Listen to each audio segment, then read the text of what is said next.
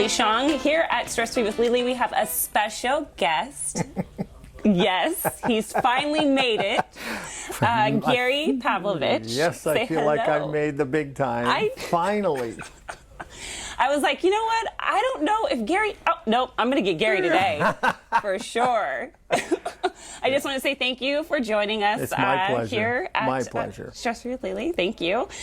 So we're just going to get to know him a little bit better, so make sure you tell the truth. I'll always be truthful. So first, let's just start with, what do you do here at Subaru Puyallup? I am the general manager here at Subaru Puyallup. Yes. The big boss. The big boss, yes.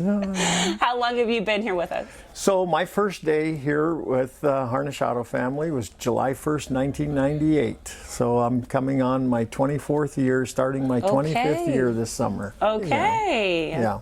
And it's a pleasure working with you. I've learned so much from you, so thank you. My pleasure. And what do you love most about working here at Subaru Puyallup? I absolutely love the most working with the staff and the team that we have here. I mean, everybody is so dedicated and tries so hard and wants to do so well. And the way they support each other, it's just a pleasure to be able to sit back and watch all that interaction happen every day. Every day. Yes, and things changed. We evolve, and that's what I love the most as well, is that we're not scared of change. Not at all. I mean, we've been through so much in the last 15 years alone here, so many different things that we've had to deal with, from tsunamis in Japan to going through a 2-year remodel and a building of the parking structure. And then COVID hits, and we're all working remotely, and nobody ever flinched. It was just, okay, let's adjust and keep moving forward. Adaptability. Adaptability. It was incredible. It's been an incredible, again, especially the last 15 years, to watch us grow and watch people adapt to all of the adversities that we've had to deal with in that period of time. It's overwhelming. Yeah. So, any of y'all looking for a job? Come over here, stress free. Absolutely. All right. So, first question: if you were in a high-speed chase, what song would you want blaring on the radio? Well, you have to remember I'm a little bit older generation, and our viewers, and so it's "Radar Love" by Golden Earring. Well, we're going to have to play that. Absolutely. That bass beat that plays in that song, you can't help but get hyped up. Okay.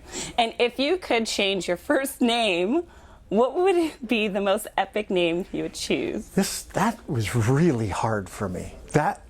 And I honestly can say I don't know. I mean, the name Duke popped into my mind, and I don't know why. It just did.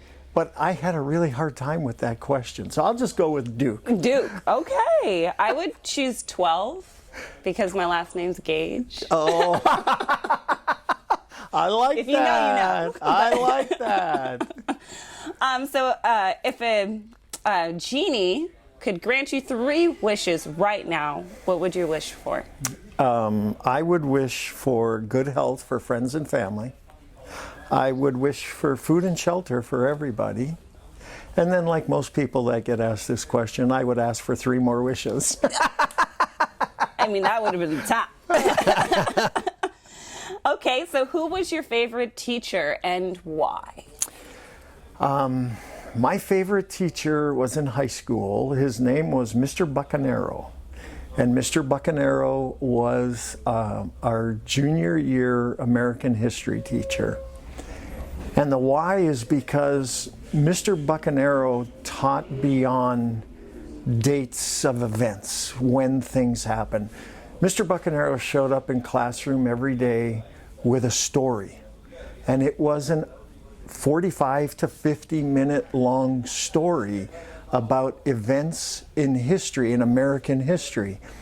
And in telling this story, he would also provide context of what was going on in the country and whatnot at the time, that the events that he was talking about going down. So you could totally relate. I mean, he just would sit up there and talk, and everybody was totally zoned in and listening to him.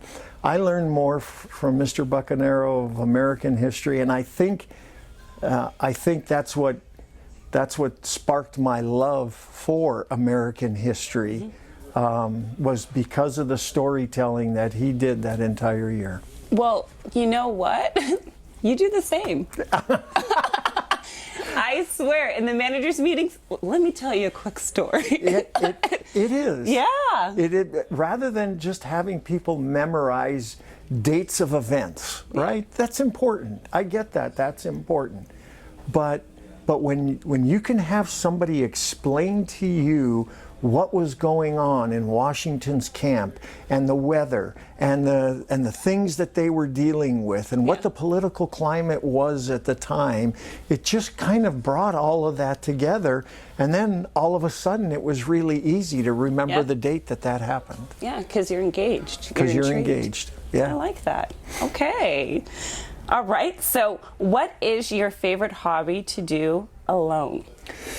That was a hard one for me too, only because, the thing I love to do most is to be hiking. Yes. But whenever I'm hiking, it's my wife and I together. I don't go in the woods alone. She doesn't go in the woods alone. No. We spend a lot of time in the woods hiking, but alone is my time on my Peloton treadmill. I absolutely love that. All right. 1 hour in the morning, and it just gets my juices flowing before I come to work, keeps my mind sharp, keeps my body limber, so that we can keep hiking. All right, y'all need to look into that Peloton, okay? Yeah. So what is the most exciting thing that happened to you this past year? Oh my gosh, that is so easy. I know. I already know. That is so easy. So Gary became a grandpa this year. My oldest daughter, Caitlin, and her husband, Matt, had our grandson named Roland on April 9th this year. And it is one of those milestones that I've been waiting for my entire life. Because while I loved being a dad, and I truly did, I'm thoroughly looking forward to being grandpa that just absolutely spoils the heck out of my grandkids. Of course. Yes. Are you just Grandpa Pav, or what do we call you? Papa Gary. Papa Gary. Okay. Papa Gary is, yes. Oh, shout out to Roland. Hey. Hey, Roland. Hey. And what is your favorite book or movie of all time, and why did it speak to you so much? So my favorite book, and this kind of relates back to my love of American history that I learned from Mr. Bucanero. It is actually the Journals of Lewis and Clark. Okay. And reading about the voyage of discovery back in 1704, 1705, as they set out to map and discover the new lands west of the Mississippi that had just become part of the United States.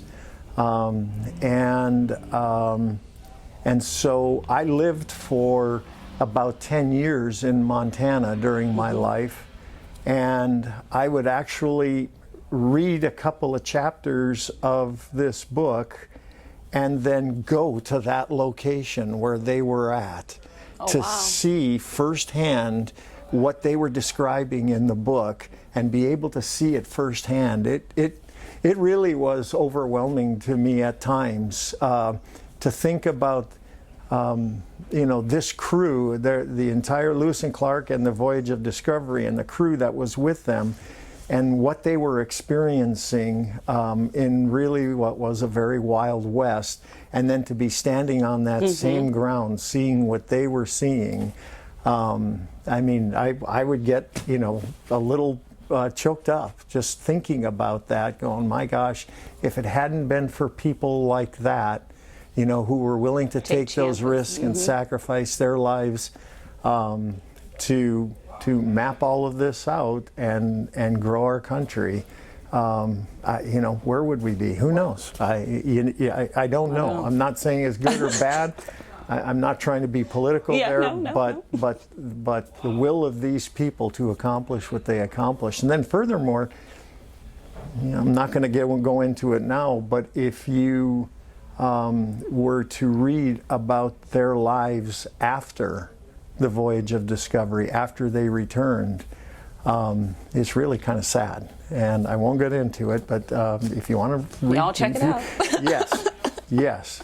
So anyway, that and from a movie, it was Rocky, without question, hands down. It was Rocky, and I love. You know, it wasn't the boxing part of it. It was the heart of the character, the underdog that works hard to get what he wants, rather than lay down and quit, or to blame somebody else for his surroundings or what what his life is like. The commitment to making himself better, the commitment to making him succeed, and the hard work he put into it. Discipline. I absolutely love that about the character. I see that in you, Gary. Yeah. You're like, we're going to be the best. I'm like, I'm right there with you. Yes. We are. We are. We're going to do whatever it takes. Absolutely. Well, not whatever, but you know. Yeah. Well, thank you so much for taking the time out to meet with me. All of you guys, if you have any questions and you want a little bit of knowledge, stop by Subaru Puyallup, meet with Gary. He'll be around. He'll say hi. My door is always open. Come in and say hi. For sure. And don't forget to like, subscribe, and hit that notification button. We will see you next time on Stress Free with LeLee.